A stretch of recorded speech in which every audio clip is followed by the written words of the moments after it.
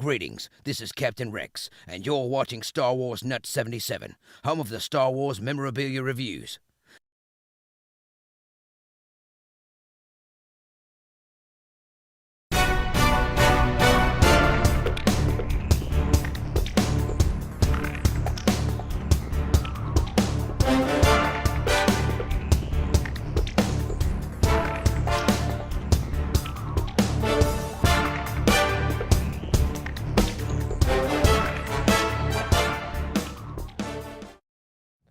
Hey Star Wars fans and gamers, my name is John and welcome to my Star Wars Nut 77 show. This is my top 10 Star Wars games of all time. I'll put a link to part 1 here. You can check that out. That's where I go over the top 25. I talked over numbers 25 through 11. This is now 10 through 1. So there's some great games I mentioned in part 1. I encourage you guys to watch that first. On to number 10. Number 10 was a launch title for the GameCube, came out in 2001. It's Star Wars Rogue Squadron 2, Rogue Leader. And it's actually, you play as both Luke Skywalker and Wedge Antilles. The actor who played Wedge in the movie, in the original movies, actually reprised his role in this game. It's a sequel to Rogue Squadron, which came out for the N64. Updated graphics, updated gameplay. It's a really high-paced, action-packed game. Certainly recommend checking it out. One of the best games on the Nintendo GameCube, and only came out for that system. Number 9 on my list is a game that only came out for the Super Nintendo. It's Super Star Wars: The Empire Strikes Back. It came out in 1993. It was published by JVC, as well as later on THQ. It's updated, and it's a sequel to Super Star Wars that came out a year before. I like the improved graphics. The gameplay is improved as well. I like the fact that they use the Force elements as well in this game. You play as Luke Skywalker, Han Solo, as well as Chewbacca. And it really follows the Empire Strikes Back movie fairly well. There's new enemies and stuff like this. It's a really challenging game. I know there's this one stage particularly where you're in Dagobah, and there's this like swamp monster, and it always takes me forever to kill this freaking monster. I have to use the Force and slow things down, but even then, it's super challenging. So it's a lot more difficult than Super Star Wars, but it makes, just like with Super Star Wars, it makes great use of Mode 7 graphics with Cloud City and when you're flying, and there's some awesome elements in this game. So certainly worth checking out if you own a Super Nintendo. Number 8 on my list is a game that came out in 2004. It was ported to PC, Mac, Xbox, the original Xbox, PlayStation 2. It's Battlefront. It was developed by Pandemic Games. I really like the unique gameplay style of Battlefront. Basically, you can choose your different character and your different class of character, and it throws you into a battle. You can play either under first person or third person perspective. There's different worlds you can travel to. It's really engaging. You can play local multiplayer on it as well, which is cool. Always great to play multiplayer on it.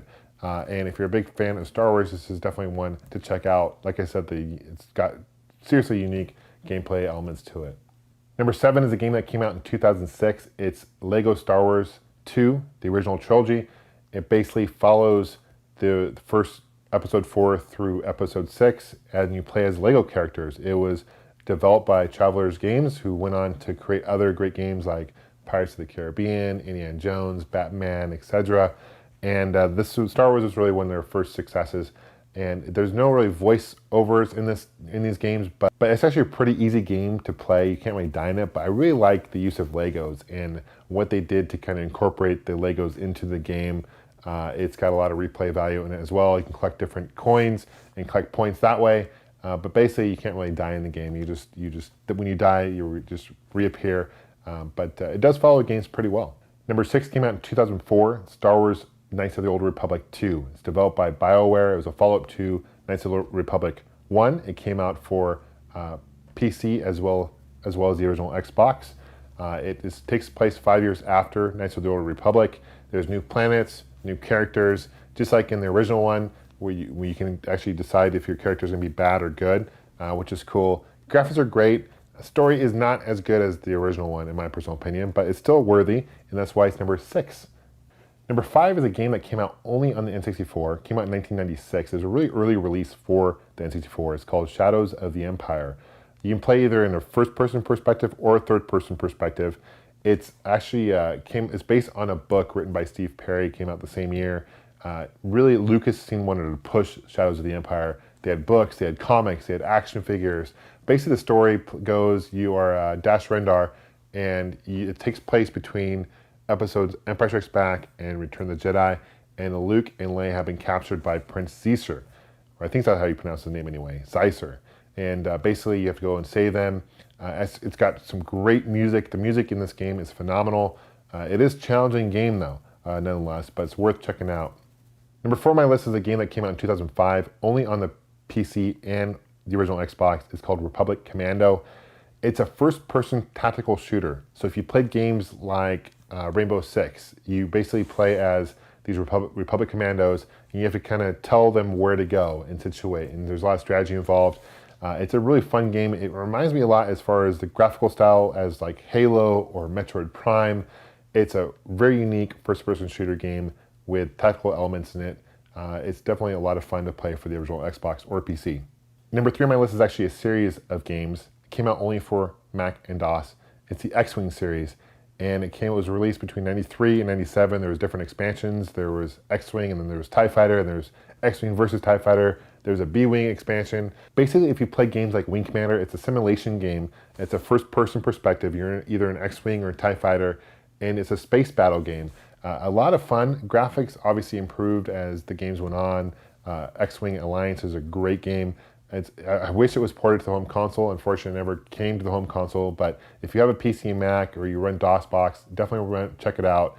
X-Wing, any of the X-Wing games, X-Wing versus TIE Fighter, all those are great. Check them out. I have a tie for number 2. I have 2 games. I'm going to cheat here. I have 2 games that I recommend for number 2. The first one is Battlefront II.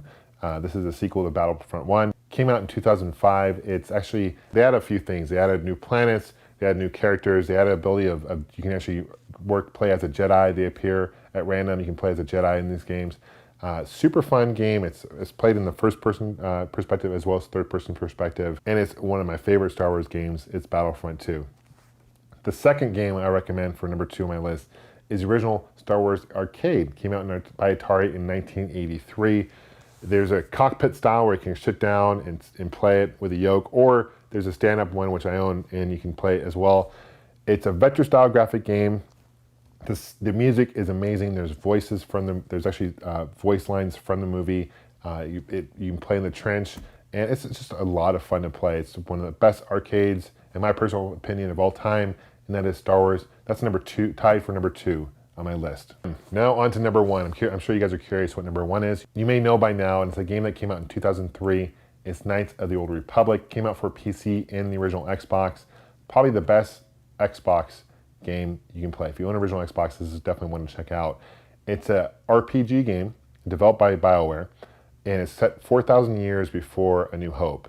And basically the story goes, I don't want to ruin too much for you guys, but you got Darth Malak and Darth Lord Raven, and basically they have released a Sith Armada, and it's your job to defeat them or join them. So what's cool about this game is you can develop your path, and depending on what your choices you make, it reflects later on, your choices later on as well, and what happens. So the graphics are great. There's different worlds you can travel to.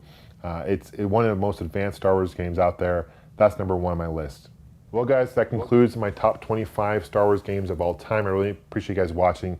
Please follow me on Facebook and Twitter. I'll put those links below. Also check out my gaming website, Gamester81.com. Thanks, and may the Force be with you. Take care.